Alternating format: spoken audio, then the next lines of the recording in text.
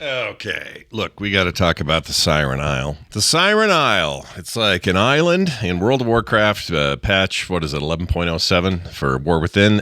Just came out. Been hanging around in there doing a bunch of stuff. And, as often is the case with a World of Warcraft patch, there's a big chunk of content as their second major release after the main expansion. That's what this is. And there's more coming up, of course, but this is just part of that timeline. And sometimes it's huge. Sometimes it's massive. These places that they add.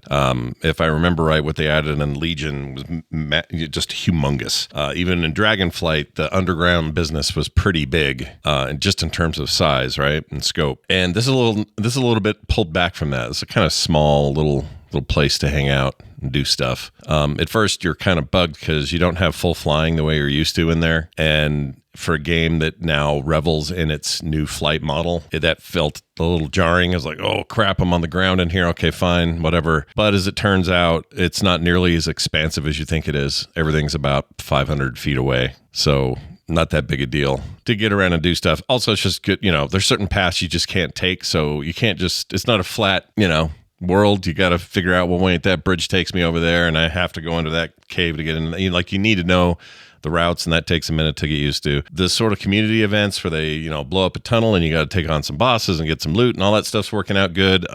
Currency seems generous this time around. Usually currency is a slow trickle in patch content. For whatever reason, these little siren stones or whatever the hell they're called, they're dropping like flies, and they're keeping the event contribution part of this new space fast. It's like bam, bam, bam. All right, we got another one. Okay, already another one. Like you can just kind of do a lot of this stuff on repeat. There's I don't want to explain the whole thing. I don't want to get into like, hey, here's everything about it. But there are some phases coming, which is interesting. Some mob invasions. So you got Naga invaders, part of a weekly quest. Vicryl invaders, weekly quest, and Pirate invaders, part of a weekly quest, or it is a weekly quest called Tides of Greed, Legacy of the Vicryl, and Serpent's Wrath, going in reverse order there. I think that's pretty cool. And you got this ring, which shows up on your hand now. You can see it. Visible ring, baby. Never happened in the game before. Not that you're going to look at it that often, but it's down there, and you're working to make it better and better and more awesome.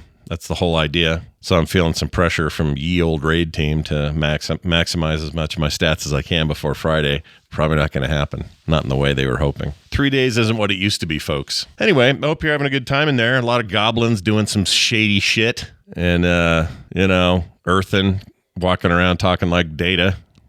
You got them in there. And then, some fancy humans acting like they got it all figured out and their poop don't stink, I'm sure nothing can go wrong. I will say this, like aesthetically, it reminds me of the first time I was in Duratan or Duratar rather, or I've never been in Duratan.